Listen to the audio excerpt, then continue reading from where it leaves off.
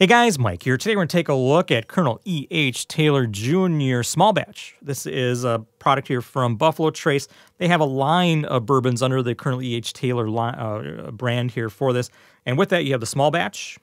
You also have the single barrel. And the other one that's current in release is the barrel proof. There's also a rye, which I actually have back here, but today we're just talking about the bourbons.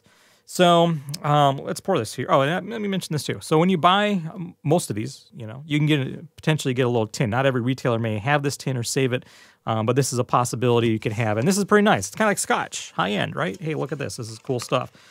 So, you could buy this nice little presentation. Just worth mentioning. It's not going to make the bourbon taste any better. But I think this is really cool if you're looking for a gift. One of these makes for a pretty nifty solution or option for that. So, all right, so let's talk about Colonel Taylor here, and we'll pour this. So Colonel E.H. Taylor, he was a pioneer in the bourbon industry.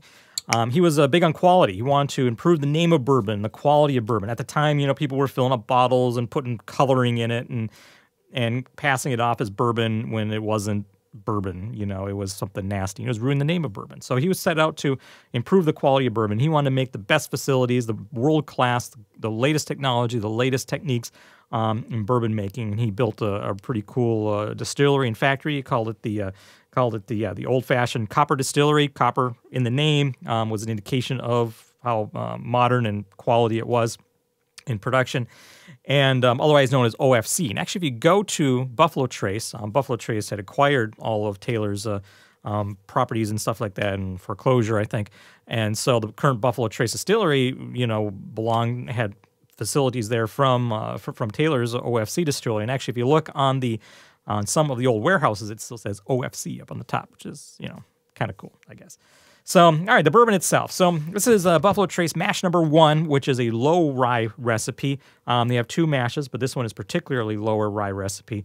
And in general, Buffalo Trace, I get kind of some fruity apples and a lot of times just a hint of on the edge. Some a little more so than others. Some fusel alcohols, so it's a little perfumey, a little like nail polished acetone on this. So that's sort of the signature that I get from a lot of Buffalo Traces of releases, and we can see that here. So my notes on this is, we get some vanilla and caramel, green apples, so really apple and fruity, and you get a little wood in the nose. On the actual flavor, it really reminds me of a barreled apple cider. The apples come through, and you get a real sweetness, and you get that oakiness. It sort of reminds me of barreled apple cider, but it's gonna be sweet, and it has a nice buttery, mouthfeel to it. Real nice presence to it. Some vanilla also really kind of come through, and also I get a little of that hot cinnamon. That's sort of how I interpret some of those little fusel alcohols. It gets kind of red hot, like red hot candies. That kind of comes through a little bit in that aspect of those fusel alcohols, and maybe a little bit of acetone that came through the fermentation. So a little bit of tartness and a little drying astringency in the finish, and that's what I kind of pick up out of this. So let's get into this a little bit. Yeah, so you get some corn out of there, because it's mash number 1, and a little bit like roasted corn, and those apples. A nice oakiness to it, and some vanilla to it. So it smells great. It's very inviting.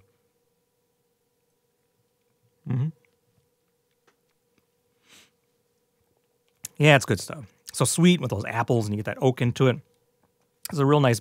And it does have that little bit of fusel alcohols that get into it. Don't really care for that. It's not actually a good thing, but it does give it a little complexity, a little something, as long as it's not too high. It's just kind of in the background a little bit, and that works out pretty well. So the big question for me when I was looking at this is, well, which one should I get? Should I get the small batch, or should I get the single barrel? And for me, the single barrel is better. I like the single barrel better. I think it is a better product. It has a little more depth to it and a little more interesting, and I do like it a little bit better. But for me, it's $20 better, or $20 more expensive, which is 50% more expensive. And in my opinion, it's the single barrel is not 50% better than the small batch. So I think in this line, and I really do like the barrel proof. The barrel proof, I got to review that. I haven't reviewed that. And you got Stagg Jr. back there, and not a huge fan of Stagg Jr. And in my mind, being it's from the same mash, being that it's barrel proof, not as old, but to me, this is kind of the real Stagg Jr. Just in my mind, comparing it to George T. Stagg bourbon. So, anyways, So the small batch, I think, is where the value is. And if you're looking into getting this, I would start the small batch and see what you think. If you like it, if you really like it, go ahead, try the single barrel. Go ahead, spend a little money and maybe see what you think about that one. If you don't care for the small batch, then you're probably not going to like the single barrel. So I think it works out well, where the entry level gives a good idea of what you're looking at here, so you don't have to spend a whole lot of money to get into it. And also, it happens to be the best value, I think, here of the group. $40, that's what it was for me. Might be a little bit more, might be a little less in the future. The price may go up in a little bit, but relative to the rest of these, it's definitely, I think, a pretty good value. So, yeah, I'm a fan of this one. I rate this one buy again.